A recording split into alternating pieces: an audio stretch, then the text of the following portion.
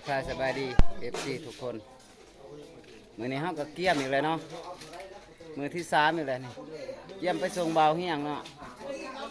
เกี่ยมไปส่งเคยเลยทุกคนไปนำกันต่อส่งเคยไปบ่ได้เมื่อบ่ไปบ้าน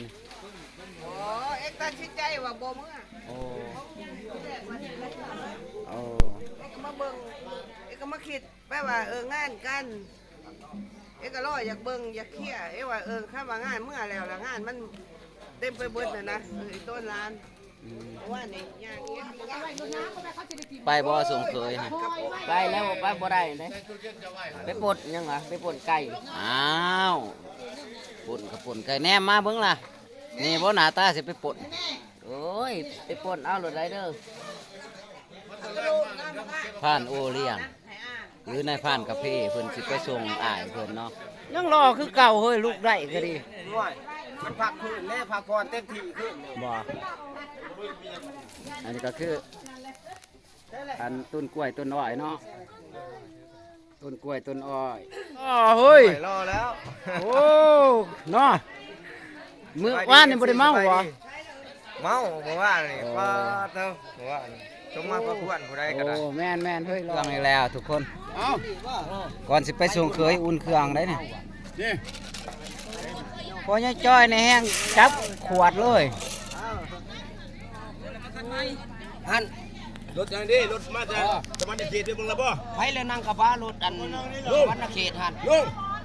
ลุงไปรถพระบาทดองพูนนั่งพระบาทดองพระบาทดองพูน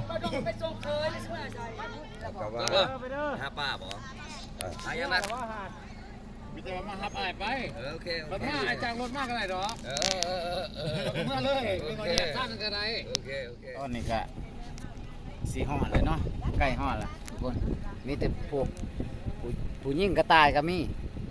ยิ่งกระต่ายบ่หรือยิ่งกบพี่ม่านฮะ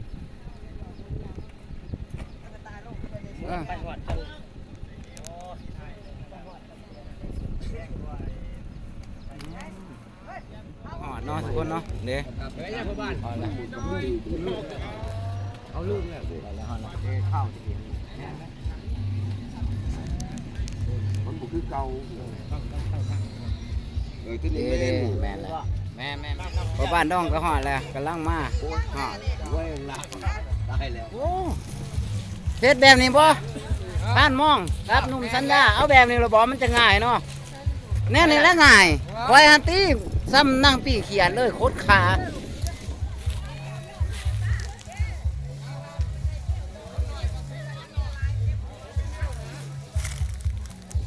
ทักทายสบายดีพ่อบ้านอยู่ดีแม่โดยโอ้เจ้ามาหอดเทิงบ่ได้ล่ะขอบพบเจ้านี่จักเดือนจักปีแล้วจื้อบ่ได้ตั้งแต่เฮาหาอันน่ะหาป้าขึ้นเส้นหวานผู้ประจักษ์ได้เมียจักคนแล้วฮะคันบุญบ่มีเว้นหนากันได้เนาะพ่อบ้านโอ้อยู่ดีแม่งพ่อบ้านดองเฮา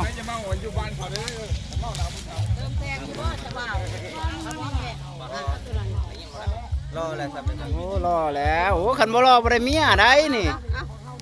ถ่ายรูปให้แน่กับร้านนี่โอเคไผสิรอกว่ากันเอายิ้มกับพันปลาแล้วหรอกฟาดป่ามาชงพันเที่ยงเนาะโอ้ผู้ละดางามเนาะมื้อนี้ผู้ละดางามเป็นพิเศษเลยเฮ้ย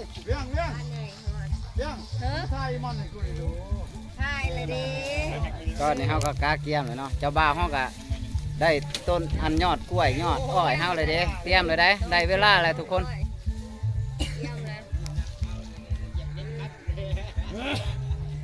บ้านก็มาใกล้นี่เนาะบ่ได้ใกล้ไปจากที่น้ำเด้ในรถอ้าวมางานโดยเฉพาะมหาโมเฮียงโดยเฉพาะได้บ่ได้อยู่ในกล้องเสานะนี่ทุกคนดูนี่ฮะสงสัยอะไรนี่ใครแล้วนี่ดิโอ้จังหน่วยดิ2 4 6 88อีกแล้ว28อีกแล้วมื้ออื่นเฮา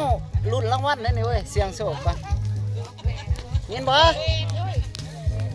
ผู้ใดมักเสียงโชคมาเอาเด้อนี่28เนี่ยฮะ เอาไข่ ตัวจะได้ไข่บ่ทันพ่อบ่ไข่ฮะโ อ้หมอนี่จะได้ไข่บ่ได้เอาโลดซะ โอ้ไข่ได้แน่ นี่ก็คือซีนหาปลาหามเนาะทุกคนเนาะซีนหาปลาหามโอ้โหนี่แหละประเพณีบ้านเฮาเนาะมีซีนหาปลาหามแล้วก็หามพระควันเองทุกคนแต่ว่าพระควันบ่ได้หามหรอกเพราะว่าทั้งเจ้าสาวจัดไว้ให้เลยเนาะเอาแต่ซอมันเป็นบ่ปะ เอาแต่มือ เพราะว่าพระควันเฮามันใหญ่เป็นบ่ให้เอามามีแต่ว่าเอาแต่ยอดมันเนาะ นี่แต่หยอดมันแต่หยอดมัน เพิ่นว่ามาบวกกับเจ้าสาวเด้จ้ะ นี่แหละได้ชาร์จพื้นเดียวนี่แหล้วมาส่ง อืม มันไม่มีหยังเลยเด้ เนาะ เสร็จจังไดล่ะยังชาร์จพื้นเดียวนี่แหละ อืม เอาให้ชับ เนาะโอ้วันนั้นบ่เฮ้ยฟ้านกาแฟเฮาเจ้าสิปุ่นอยู่ไสไก่เจ้าเอา โอ้ยแท้นี่แหละ แถวนี้บ่ แท้นี่แล้วบอกเราขออะไรได้ผูหนึงเด้อว่ะเราว่าจับไม่ให้ดอก โอ้ ว่าเรายังบ่ได้จับโอ้ยกูเอาโลดบัด อืมเนาะโอ้เพิ่นมาเพื่อมาส่งอ้ายแล้วก็อยากได้ไก่เมื่อแสดงว่าเพิ่นบ่ลุบเด่นตอนนี้ก็ได้เลิกได้ยามเนาะแม่เจ้าบ่าวเขาไปเพื่อนไผ่ล่ะ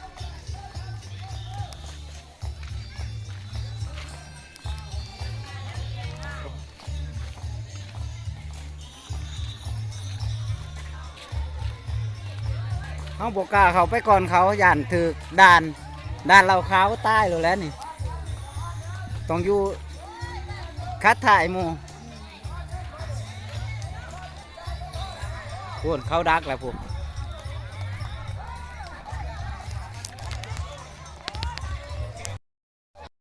เขาบอกกล้าเขาไปนะ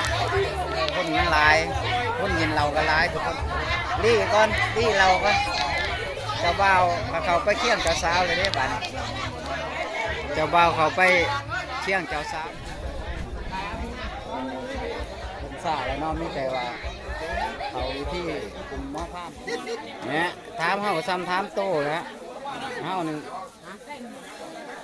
มาหอดมาถึงไว้เด้อ โอ้ พี่น้อง เนาะ กินข้าวสามัคคีเด้อ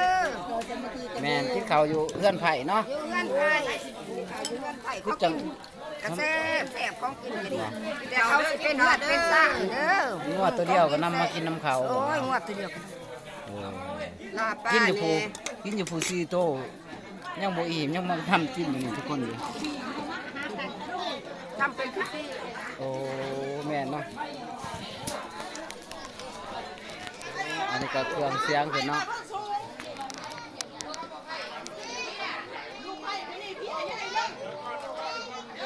คักเลยทุกคนแต่ว่าเพิ่นบ่ได้ใส่อันนั้นเด้เพิ่นใส่แบบเปิดเอาแบบเฮาสั่งแบบคาราโอเกะเนาะเรื่องเจ้าสาวเพิ่น